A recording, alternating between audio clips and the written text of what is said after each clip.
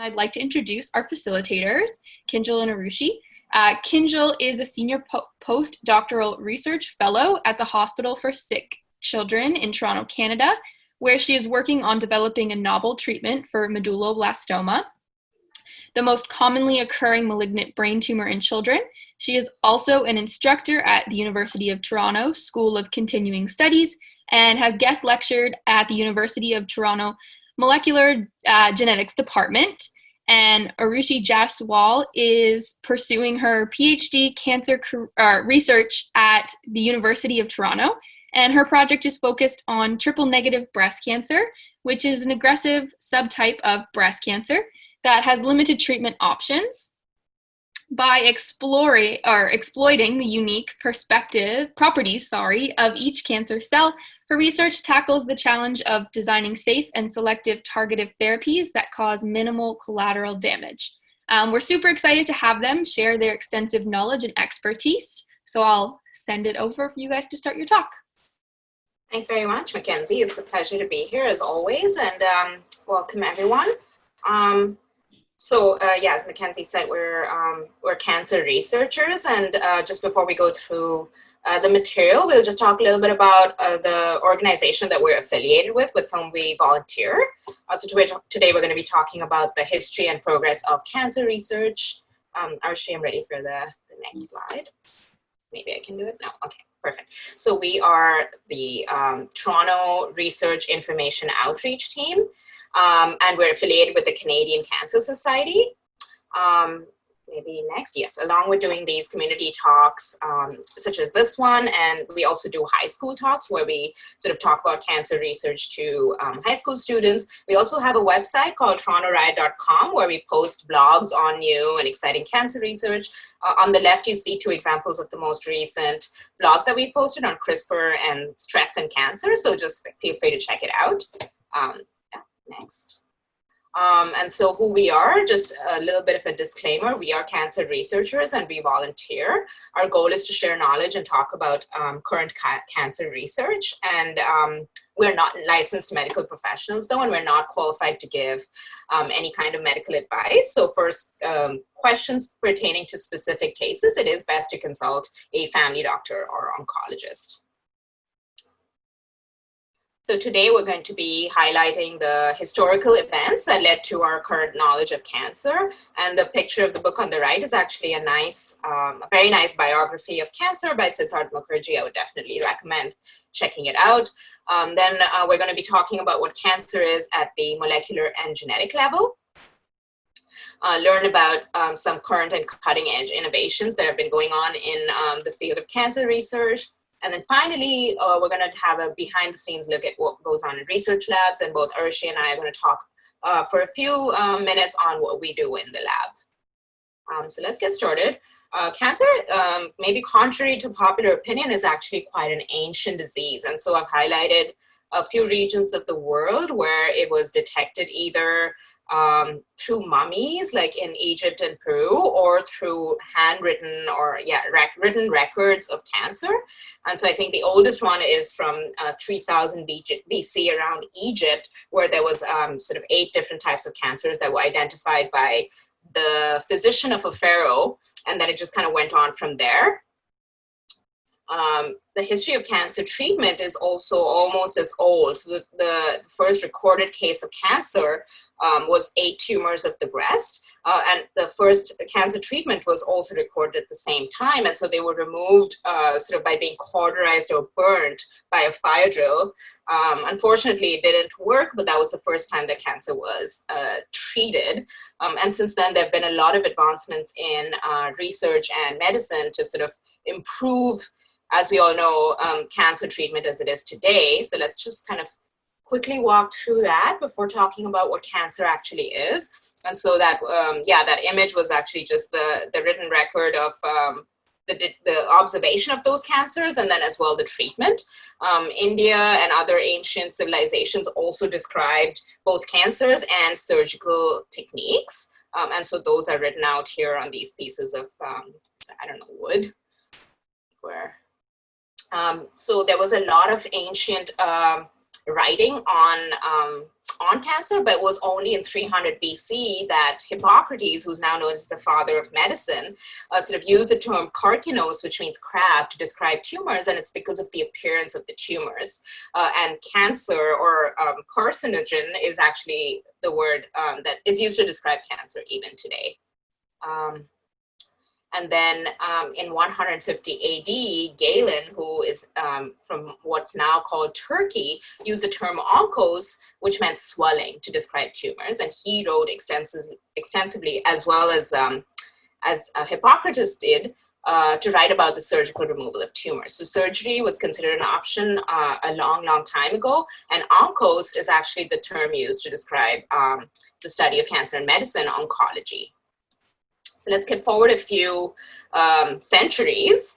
There was a lot known that cancer is sort of a disease that's abnormal in the body, but it was never truly understood until the invention of the microscope in the Netherlands in 1590, when cells could actually be seen under the microscope and visible to the human eye. And then it was also started to be seen that cancer cells and other diseased cells start to look different than actual normal cells. It was in 1890, so that's another few centuries later, that radical mastectomy was developed to treat breast cancer. And so you're all probably familiar with Angelina Jolie. She's an American actress who had a double mastectomy as a preventative measure because she had the BRCA mutation, which I think we'll be touching on in this talk. And so that was the first time that surgery was successfully used to treat cancer. So that's 1890. At around the same time, I think we have in the next slide, X-rays were discovered in Germany, and it was identified that X-rays can be used to treat cancer. Of course, we know that X-rays also do a lot of damage, so all of this was being discovered at the same time, but it was in the late 1890s that they were used to treat cancer for the first time. And so we've got surgery, we've got radiation. In 1915 in Japan was the first time that cancer was induced in lab animals for the first time. Sorry, I'm saying first time a lot. Anyway, so coal tar, which is sort of an external environmental exposure, was applied to rabbit skin, and the rabbits developed cancer. That was the first time connecting the environmental exposure to the development of cancer studied in a lab.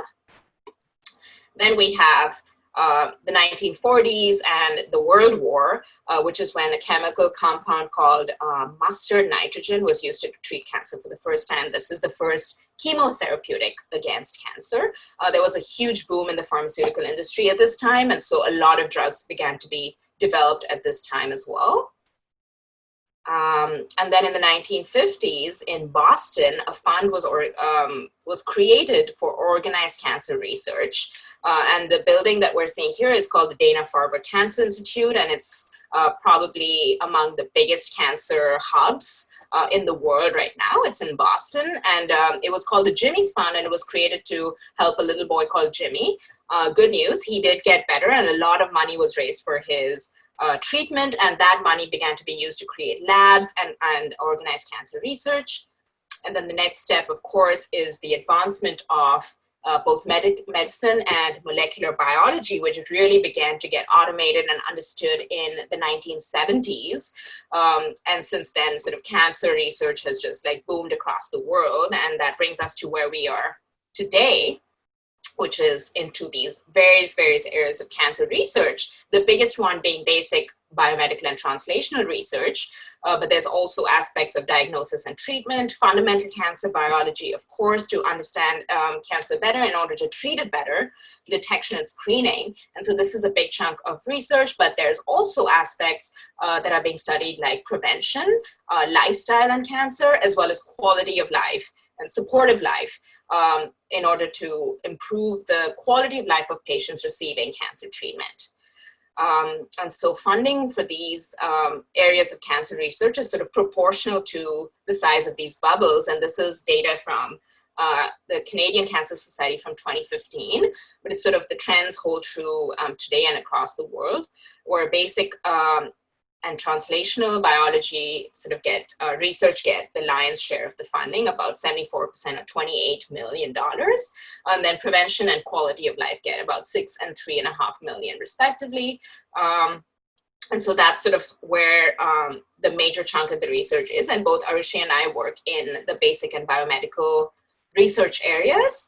And so that's sort of a quick overview of the history of cancer, cancer treatment, and a little bit about cancer research. And now I'm going to hand it over to my colleague Arushi, and she's going to talk about the fundamentals of cancer biology. Thanks, Kinjal. So now I'll talk about what is cancer. So really the study of cancer rests on our understanding of normal cells. So basically a cancer cell was once a normal cell. And so what are these cells really? So cells, they are part of our bodies. Then human tissue is composed of cells, and they're basically involved in every function of our body, and they allow our bodies to grow, develop, and carry out different functions. So there are different compartments within a cell, which is indicated on the right here, such as cytoplasm, nucleus, cell membrane, and mitochondria. And basically, through these different compartments, cells are able to perform basic functions such as respiration for oxygen, to generate power in order for them to sustain themselves. And they're also able to remove waste and continually divide to maintain themselves. Now, normal cells follow a specific and predictable patterns, and based on where they are in our body, they have specialized functions. So, for example, a skin cell will have a different function than a liver cell or a pancreatic cell, and I'll discuss more about that later. They also respond to different cues from the environment, and normal cells know when to stop dividing. In addition, they know when to undergo programmed cell death, or a process called apoptosis. And this is generally induced based on different cues from the environment, or when there's something abnormal within the cell. And so the cell will have to undergo a programmed cell death. Now, what allows these cells to carry out different functions are proteins, and these proteins are made from genes. So what are these genes? Basically, in order for the genes are basically specific regions within a DNA, and in our cells, every cell has a DNA, and DNA is what carries genetic information that allows cells to make proteins. So as I mentioned, proteins carry out all the functions in a cell. So for example, in a skin cell, proteins tell the cell to make melanin, which is a skin pigment. And it can also tell the cells to divide or stop dividing based on the situation. Now, cells rely on proteins to function properly and have a system of checkpoints that allows the cell to be in order and maintain a balance and work smoothly. Now, unlike normal cells, cancer cells actually, they don't know when to stop dividing. They can't sense the environment. They can't undergo programmed cell death, and they grow where they shouldn't grow. And this actually is because of the main thing that allows these cells to actually not respond to the environment is that they have a system of, they actually lack a system of checkpoints and balances. So one of the key characteristics of cancer is actually it can grow rapidly and uncontrollably. So this slide is just basically summarizing all the hallmarks of cancer. So as it grows rapidly, they are able to sustain their growth. They are able to avoid immune attack from the body, and they over a span of time, they are able to accumulate many genetic mutations that allow them to continually grow aggressively.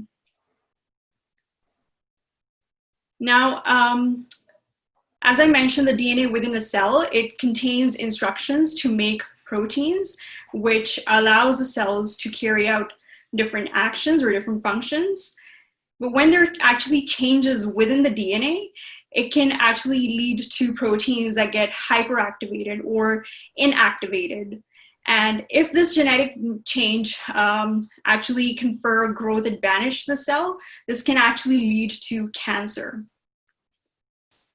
So then it's important to identify which genes are important in order to help us understand cancer. So more than 1% of actually all human genes are causally implicated in cancer via mutations.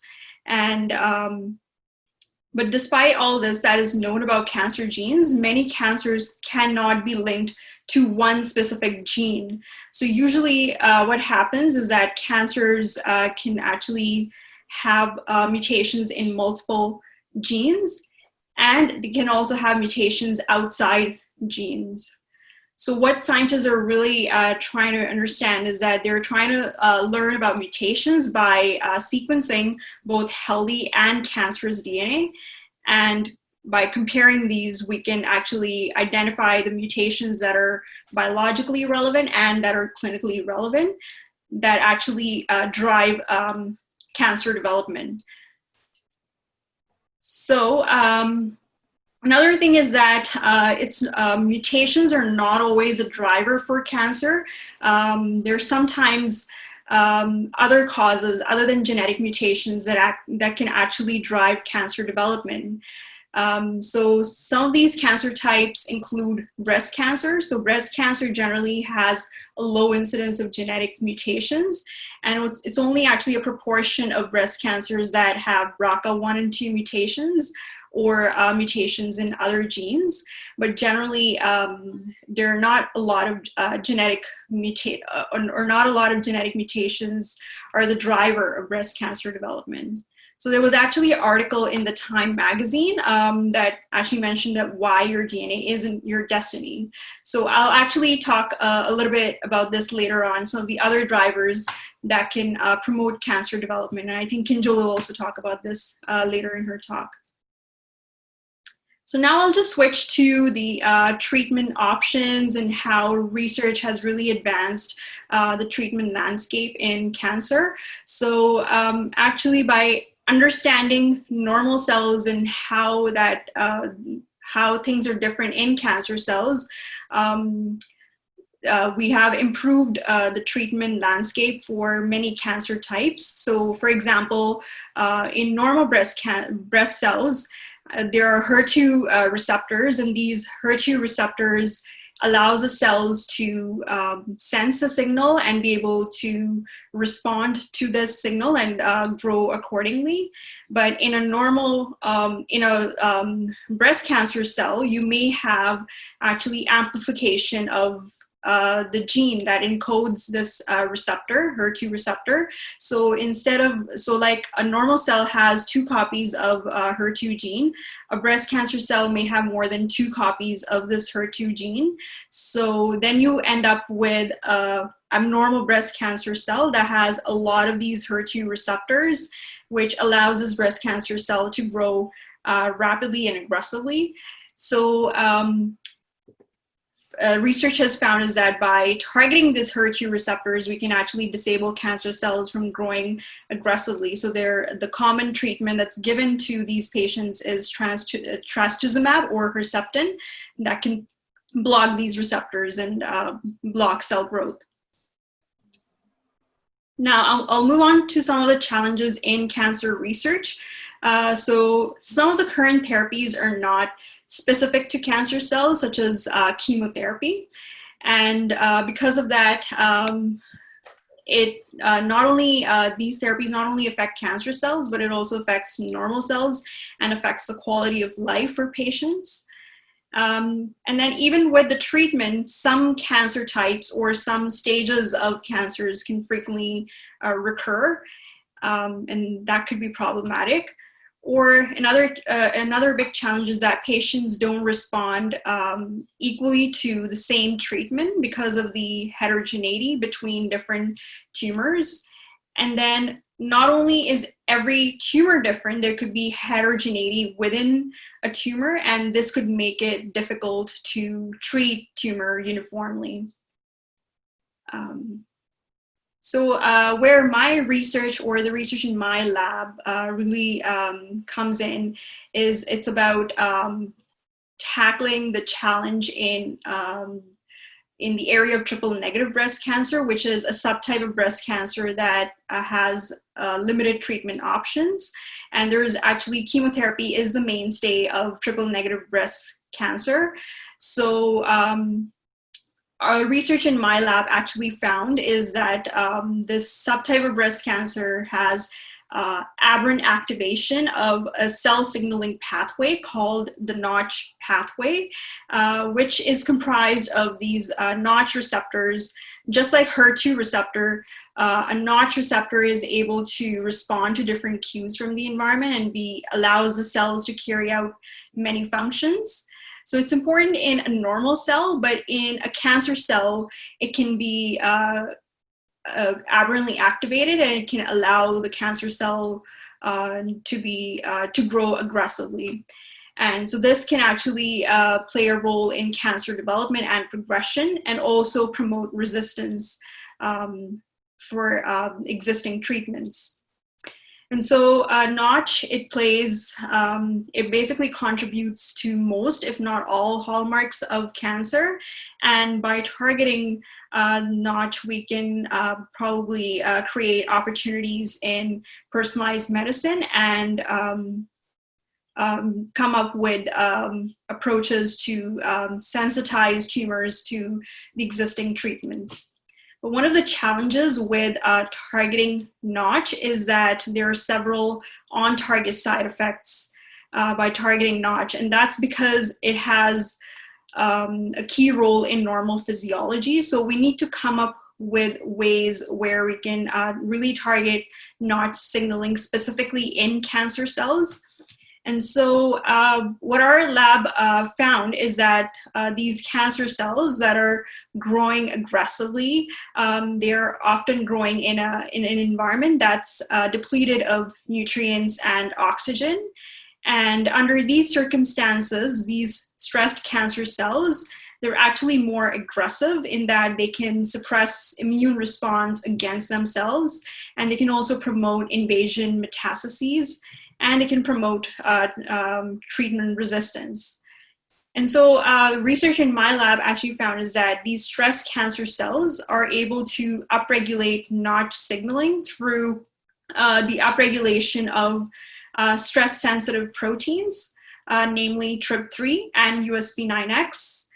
And so my work actually investigated that if we block these proteins, are we able to specifically block Notch pathway in these cancer cells? And so when we block these proteins, we actually did notice that we can block Notch activation in these stressed cancer cells. And this can actually lead to, in mouse models of breast cancer, it can lead to reduced tumor growth, and it can block the infiltration of inflammatory immune cells that actually promote tumor growth. And it can increase the infiltration of immune cells that actually kill or attack the tumor cells. So this way, by blocking Notch pathway, we can end up with smaller tumors. So this work is really a stepping stone towards the quest for anti-cancer therapies in triple-negative breast cancer. And future work will validate this approach and also test combinations with other treatments so that we can improve the long-term management of patients with triple-negative breast cancer disease. And now I'll give it to Kinjal. Thanks, Arushi. Okay, So where Arushi mentioned some of the challenges that are kind of present in cancer research, and then she talked about her own research, which is addressing some of these gaps in the field. And now we're going to talk about some broader snapshots, a few vignettes of new ideas that are going on in cancer research around the world, and sort of like how some of these challenges are being targeted that way. So the first one is, next slide. Perfect. Drug repurposing. And so one big issue that is sort of sometimes not, underestimated in discovering new drugs for cancer or drug discovery is that basic research is where me and Arushi sort of, that's where the lab work happens. Then there's a couple of different stages of drug discovery where you try to identify which drugs would be effective against cancer cells and preventing their growth or preventing metastasis or invasion. Then there's preclinical studies that are conducted in animal models, usually mice. If the drug is effective and tolerated at that stage, it moves into clinical trials, into the different stages of clinical trials, which you might be familiar with, and then with an increasing number of volunteers until it finally gets approved. So this is FDA in the United States, but Health Canada in Canada until it gets into the market. And all of this, these steps take 15 to 20 years and approximately $1 billion worth of investment. And so it takes a lot of time. So one aspect of cancer research is to use existing drugs that are already in the market for other diseases, sort of to treat cancer. And so in the drug discovery and basic research phases, researchers screen a panel of existing drugs used for other things, or they try to find biological connections between different diseases and cancer. And so if you click next, we have sort of an example of this. Cimetidine is a drug that was used to treat peptic ulcer. But what was noticed is that, and this is a study from 2002, that when cimetidine is given to patients who have colorectal cancer, they actually do a lot better than patients who are not given this or given the control drug. And the reason is because there's a biological connection between peptic ulcer and colorectal cancer in that they occur in the same location. And so this was an example of a drug that's already in the market that can be repurposed. And even though it would still have to go through clinical trials, the time taken for it to get to the market for a different purpose is a lot shorter. And so this is sort of an area of active research in a number of labs to see which drugs could be used, sort of repurposed in this way. The next thing that's being looked into very actively is called personalized medicine. And so I think maybe a lot of you have heard about this idea, and the idea is to look for specific mutations. And so Arushi discussed how mutations can lead to a cancer cell sort of gaining the abnormality and becoming cancer.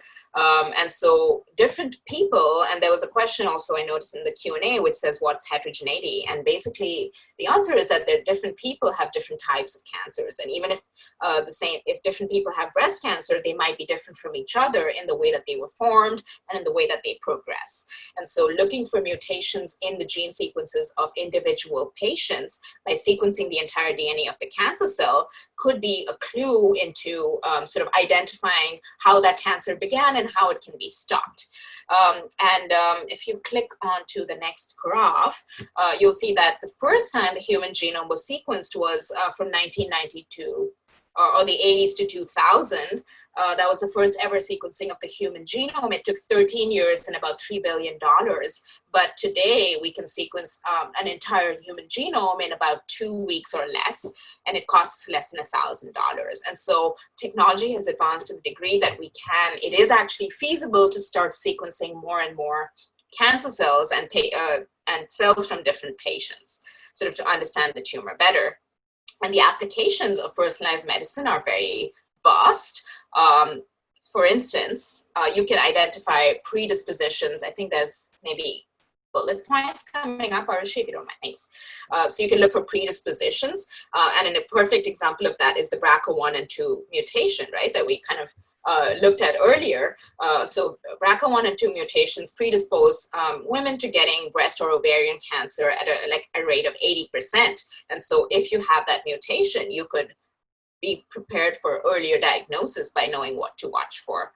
So that's kind of a perfect example. You can do diagnosis, you can track tumor progression by sequencing the tumor at diagnosis and then post-therapy to see how it changes and what further therapy could be used, and therefore predicting responses to treatments. And in the example on the right, we have a biomarker profile. So you take patients, all different types of patients, and sequence their cells. Some patients may have PI3 kinase mutations. Some people may have a different type of mutation, for instance, FGFR, which is a growth receptor being amplified, which is also a kind of mutation. PDL is sort of an immune marker, and that might be what's characterizing a third type of tumors. And so if you know the molecular aberrations in the different types of patients, you can match the molecular therapy to target it, and that therapy will be more effective because it's personalized to that specific person's tumor. Of course, this is a very sort of hypothetical view, but this is definitely the goal of personalized medicine. I think we have one more bullet point. Yes, and so gene therapies, which is what I just described, would be targeting the specific molecular profile or the DNA profile of a different patient, and that's kind of the ultimate goal of personalized medicine. The next sort of technology that's being developed is called gene editing technology, and it's kind of been very popular in mainstream media these days. An example of it is CRISPR, which is a very specific type of gene editing technology. And the way that it could be used is that if there is a mutant gene, so if you've sequenced someone's DNA and identified a mutation which might be predisposing them to getting cancer or sort of causing that cancer, it is very rare for a single gene to cause cancer, but there's usually a different combination of factors. But let's say there's this one mutant gene which causes, which is normal in most people, sort of seen at the bottom, but then in a few people there is a mutation, which means that there's a different DNA sort of letter than there should be.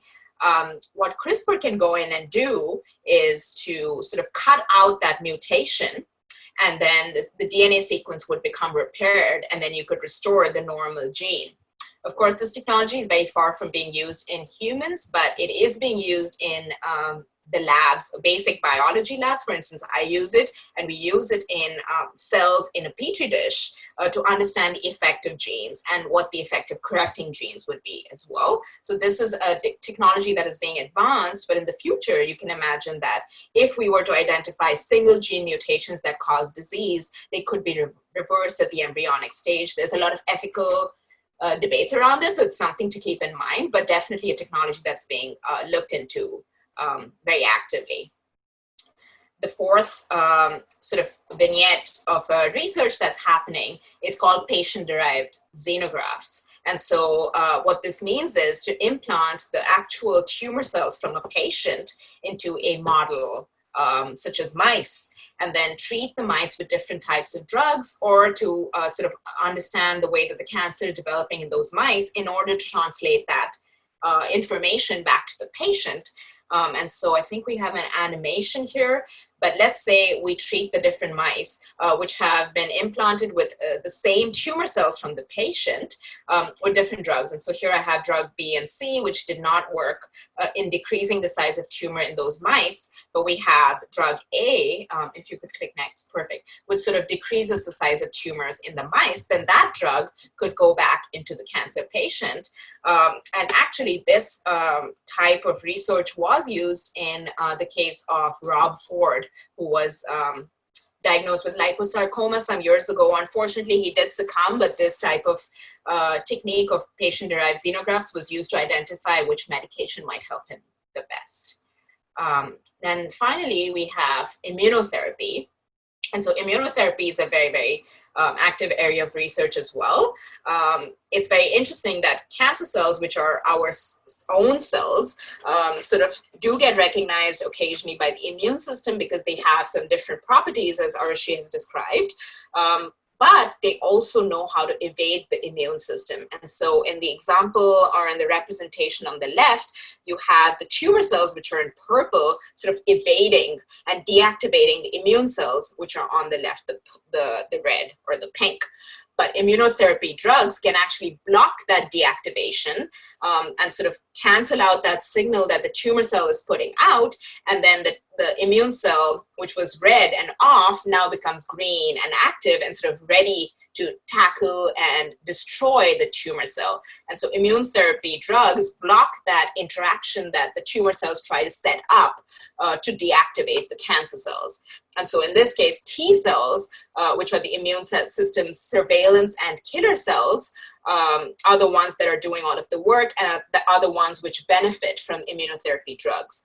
This type of therapy that I just described is called checkpoint inhibitor therapy, but there's a lot of different types of immune therapy.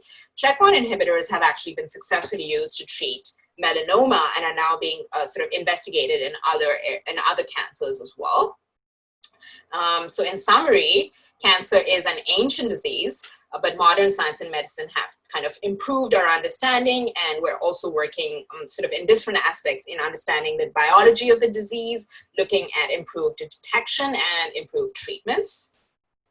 The classic modes of treatment, which are surgery, radiation, and chemotherapy, we now know are very sort of discovered a long time ago and are still being used to treat cancer. However, sort of other than this multimodal therapy, we are also moving toward more specialized and effective treatment options in order to sort of eliminate some of the side effects of surgery, radiation, and chemotherapy, and also sort of improve the treatment in a more precise way. And sequencing, repurposing drugs, sort of gene editing, all of these are methods that are being used to create those more specialized treatment options.